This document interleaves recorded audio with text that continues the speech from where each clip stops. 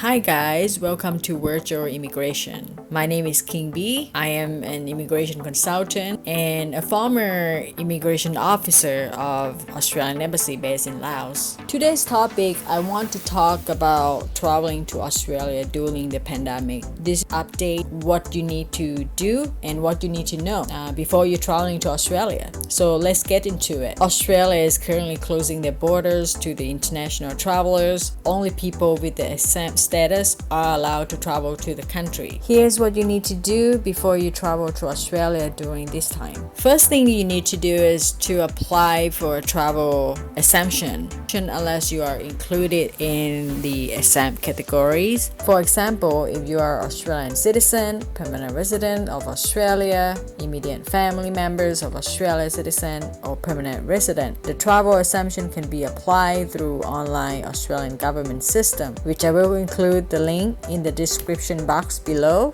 Husband, wife, partner, and children are considered as immediate family members here. When you're sure that your travel exemption is approved, the next thing you need to do is to apply for a valid visa. Everyone travel to or through Australia needs a visa unless you are Australian citizen, permanent resident, or New Zealand citizen who usually lives in Australia. You must apply for a visa through the online Australian immigration system. Provide documents to support your application and pay the fee. The standard processing time depends on the type of visa you apply for. If you are a citizen from countries like US, Canada, Japan, South Korea, Singapore, Malaysia, Hong Kong, and Brunei, you are eligible to apply for Electronic Travel Authority, also known as ETA. You can apply through the online Australian ETA system.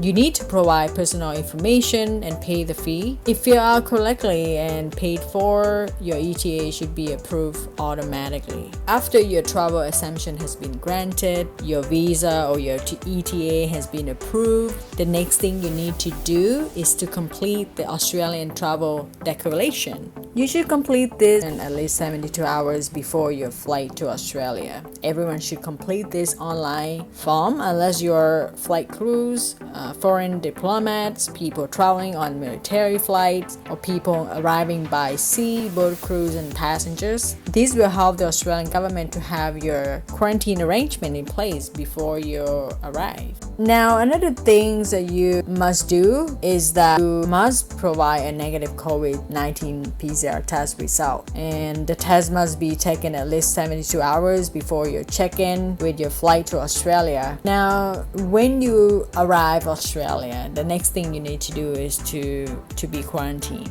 And all travelers to Australia, including Australian citizens, must quarantine for 14 days at the facility that is arranged by the Australian government. If you are international travelers, it's more likely that you will be responsible for all the costs of your quarantine stay. So you will have to pay for hotels, you have to pay for the food and the COVID test. I believe that they will take a test again during and at the end of your stay. Guys, be aware that without evidence of these requirements that I just mentioned, you will not be allowed to board your flight to Australia. So make sure you check and strictly follow the guidelines.